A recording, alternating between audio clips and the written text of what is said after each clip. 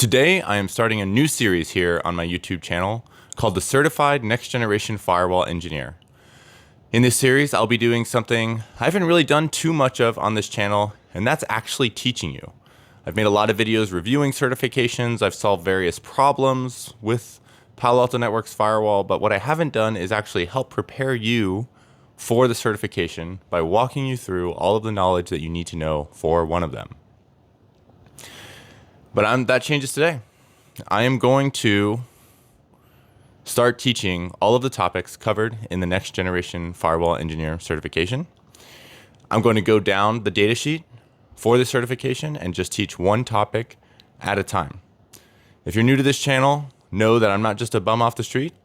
I am a consultant at Palo Alto Networks, and therefore I have spent a lot of time understanding how these firewalls work. I have consulted with dozens, if not hundreds, of customers on the use of their next generation firewalls. I've seen small deployments, large deployments, awkward deployments. I've seen people do things they should probably never do with a firewall. I've seen people come up with really creative solutions to solve problems with a firewall that certainly the designers never intended, but were certainly great solutions using the firewall. And I've solved tons and tons of unique problems, and I really have spent a lot of time trying to understand this firewall inside and out. And so I'm hoping that through this series, I can impart some of this knowledge onto you. I expect this series to be about 15 to 20 videos in total, so 15 to 20 lessons. And again, I'll be going down the datasheet. Today, we're going to start with interfaces. And so today, we're going to learn about how to configure interfaces on a Palo Alto Networks next generation firewall.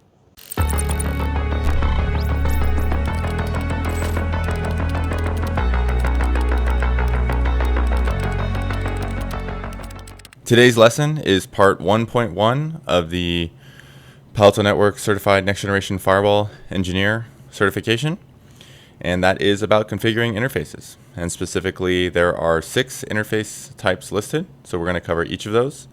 The interfaces are generally going to be those actual physical ports on your firewall, so each of those needs to be configured. However, there are a few types of logical interfaces as well. So we're going to cover all these 6 different types and going to explain what the differences between them are, and then I'm actually going to open up the firewall and show you how to configure each one and show you some important settings in each one to consider. You should understand all these different settings because a lot of times these specialist certifications, they can have pretty technical details and they can talk about very specific settings, so you really want to understand what each of them does and when you would use it. So let me just give a brief overview of the 6 types of interfaces. The first is going to be a layer 2 interface. So this would be one of those physical interfaces. So if you want to configure that interface to operate just as a switch, then you are going to configure a layer 2 interface so it can still perform switching between different layer 2 interfaces, but you cannot perform routing. So that layer 2 interface will just have a MAC address, but it will not have an IP address. You can also configure a layer 3 interface, which from what I've seen is actually the most common type of interface I've seen configured. And layer 3 is, it's from the OSI model, the internet or network layer, depending on which version you're using. But layer 3 allows you to actually use your firewall as a router. And if you want to route between 2 different layer 3 interfaces, you can. And then you can use static protocols or you can use dynamic routing protocols, and dynamic routing protocols will actually be covered in a future lesson. The third type of interface is virtual wire. So virtual wire is almost like, you could almost call it like a layer 1 interface. It's a little bit weird, but basically it really binds 2 ports together and really treats them like a wire. And so it's kind of like creates them like a virtual wire. And they call it like a bump in the wire. And so that it doesn't even have a MAC address. It's really just a pure pass through, and it just binds those 2 ports together. And from the network's perspective, it's just as if it just went right through the firewall, but you can still perform actions on the firewall to inspect the traffic and drop traffic that doesn't match your policy. The fourth type of interface is going to be tunnel interfaces, and these are primarily used for VPN connections. And this is like a virtual interface that when you connect a VPN connection into your firewall, you can have it look like it's coming from this tunnel interface, and that allows you to apply specific security policies to that VPN type traffic. We'll understand tunnel interfaces a lot better when we actually configure VPNs later in this series. And the fifth type is going to be aggregate Ethernet. If you're familiar with Cisco, you may have heard of something called port channel, which is where you can combine physical interfaces into a single logical interface, and that's what aggregate Ethernet is. So you're going to combine multiple Ethernet interfaces into a single logical interface. So even though there might be 4 ports there, they're all going to look like a single port from the view of the firewall. And the final is going to be the management interface. So we're going to cover a couple things as far as the management interface. We'll show management, how to manage a firewall from one of the other interfaces, and we'll also show the kind of default management interface itself. And I do have a video, much more in-depth video on managing a firewall from a data plane interface, so please check that out. So let me open up my firewall here, and we will look at some of the configurations for the interfaces. So if you want to manage the interfaces on your firewall, you're going to open up the user interface and then going to go to network, and you'll see here the top option is interfaces. And you'll see I have a few interfaces connected. On my PA440, I have 8 interfaces. I actually have a 9th one because the management interface is not listed here. It's not one of the interfaces listed in this menu, but I'll show you where you can configure that management interface at the end. So let's say that I wanted to configure Ethernet 1/3 interface. It defaults to TAP. TAP is actually not one of the interfaces that is covered in the Next Generation Firewall Engineer exam, according to the blueprint. So we won't cover TAP right now, nor will we cover HA right now, but we will talk about configuring HA in a future lesson. So let's start off with the first interface type, which is going to be layer 2. And you see there aren't actually a lot of things that you can select here. You can select a VLAN. So just like a normal switch, right? You can assign a VLAN to each individual port, and then switching can only be done within the same VLAN, and if it's between VLANs, it's going to have to go to a router. So it's just like a normal switch. You can assign a VLAN. Security zone. We are going to cover securities. We're going to cover configuring zones in the next lesson, so that'll make a lot more sense. But you can configure a zone, security zone for this interface. And then there's some advanced options, basically just things about link speed and duplexing. There's also the link layer discovery protocol that you can enable, so that if you're using link layer discovery protocol for sort of automatic discovery within your environment, you can enable that. But really, you don't need to know all of these things. Link state, I mean, all of these have this. It's kind of funny. You can like manually turn it on and off if you want. I actually have seen people use this in like incident response playbooks, so that they're like, hey, I want to turn off that link state. But really, this is very basic settings in layer 2, because there's not really a whole lot that you can do with layer 2, right? It's just a switching. You're just going to have a MAC address, and it's just going to switch to wherever. So it's not really a whole lot of configuration. I mean, you have a lot more configuration options once you switch to layer 3. As you can see, there's even a lot more options here. So now you need a logical router, which we will talk about when we talk about configuring routing. We'll talk about how that works. But you do need to tie a layer 3 interface to a logical router in order for routing to occur. And it's going to follow the policies that are in that router to do routing. And also a security zone. You'll kind of see that in all of the things that we talk about, that you have to configure a security zone for these interfaces. Now you get to assign an IPv4 address, and I would definitely understand this. I mean, there's power over Ethernet, and PAP, which you might need to use, but really the main ones I would definitely understand are going to be static. If you want to assign a static IP address, in many cases you do want to make sure that you assign the actual correct net mask. If you If you don't, if you just assign like a /32, but it needs to be able to communicate within the, it needs to be able to communicate within that subnet without routing, then you're going to want to not have it just be a /32. You could break that, so you want to actually make sure it's the proper subnet for the switch that it's configured on. But that's if you just do static.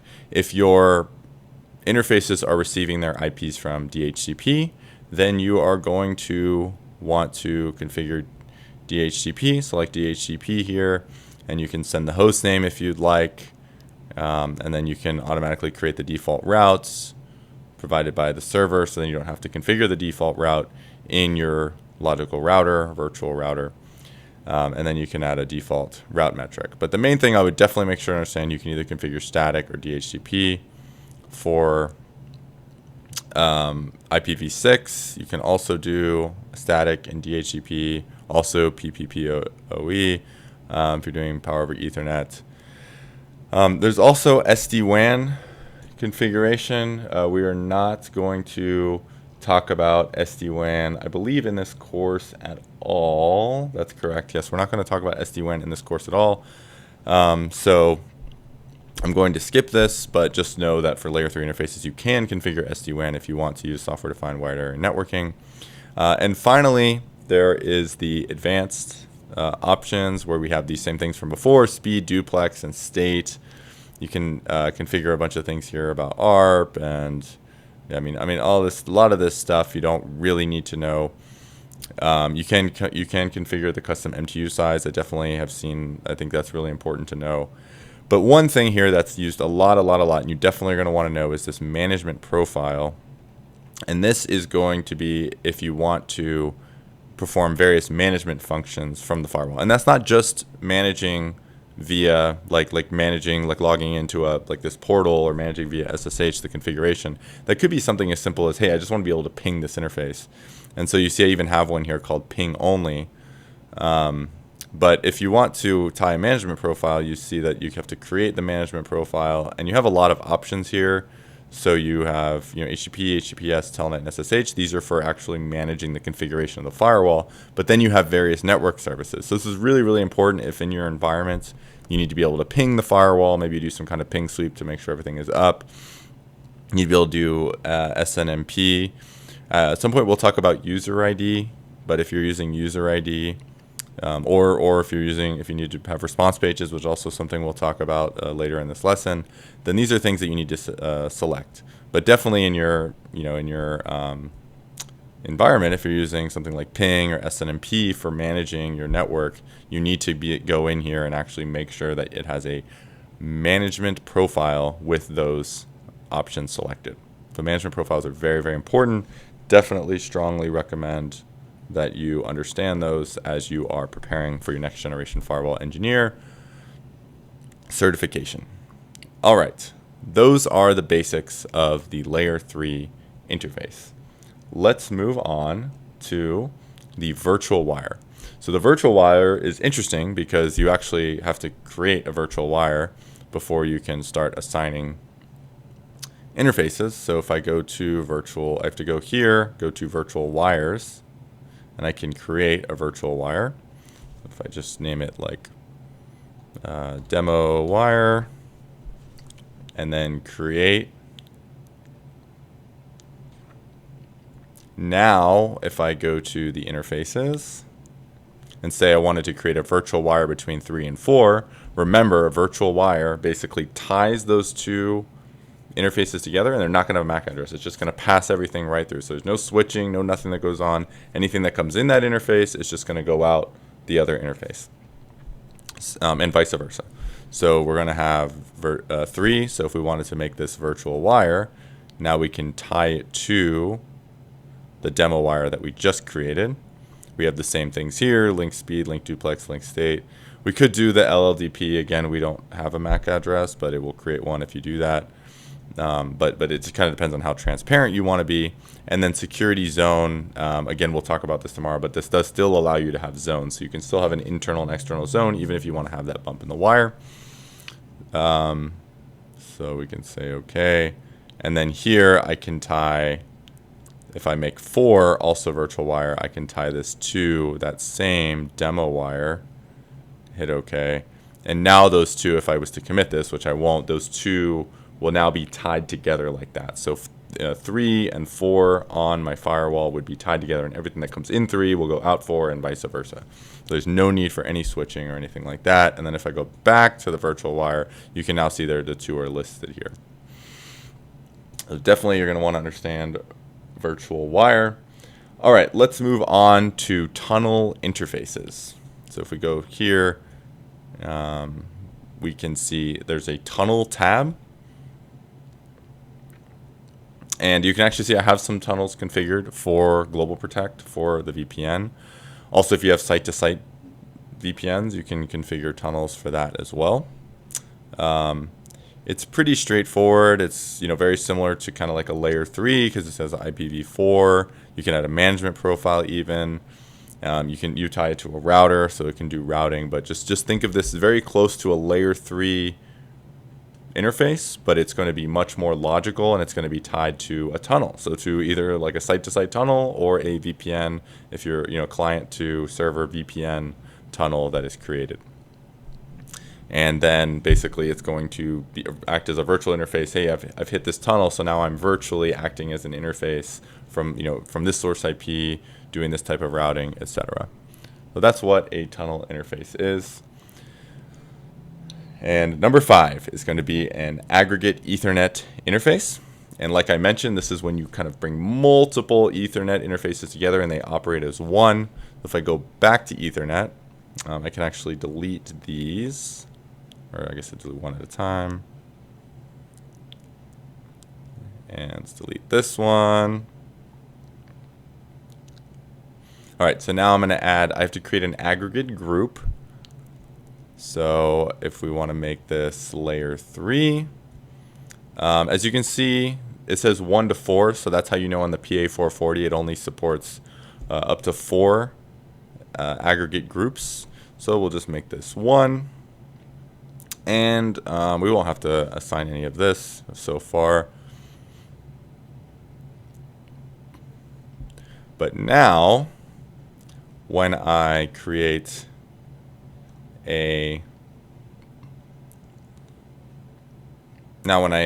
I wanted to configure this interface, I could actually call it aggregate Ethernet and then tie it to that aggregate group 1, aggregate Ethernet 1, and this one as well. And now it'll just inherit the properties of that aggregate Ethernet 1, and that aggregate Ethernet group 1 will actually be from a logical perspective, it would be the interface. So here, this group, this is where I'm going to configure the IP address. This is where I'm going to configure the zone, right? This is the routing. The routing is going to come from here.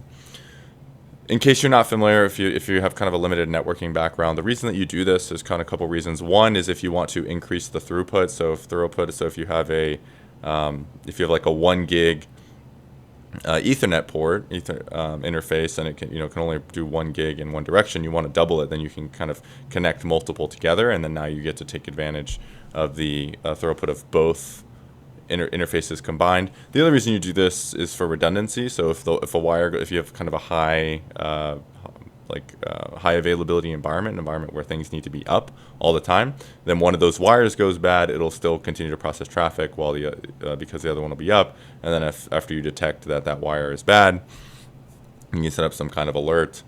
You can use AI ops to do that. And once you detect that the connection is down on one of those links is down, then you can go replace it, but you haven't lost traffic during that time.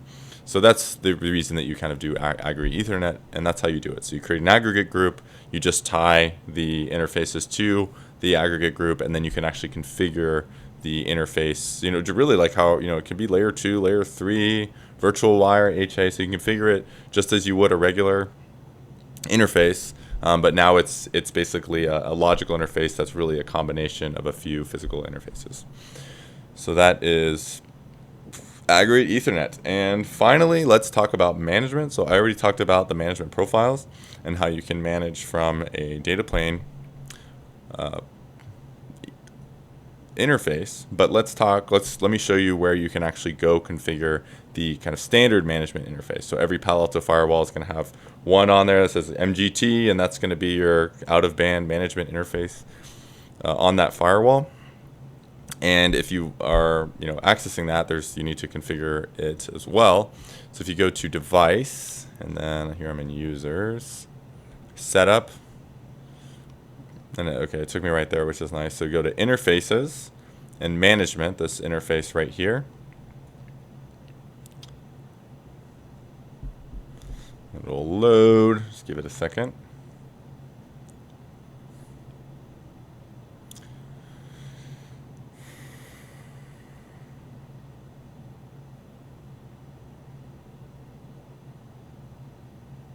Of course, it's going to be slow right now.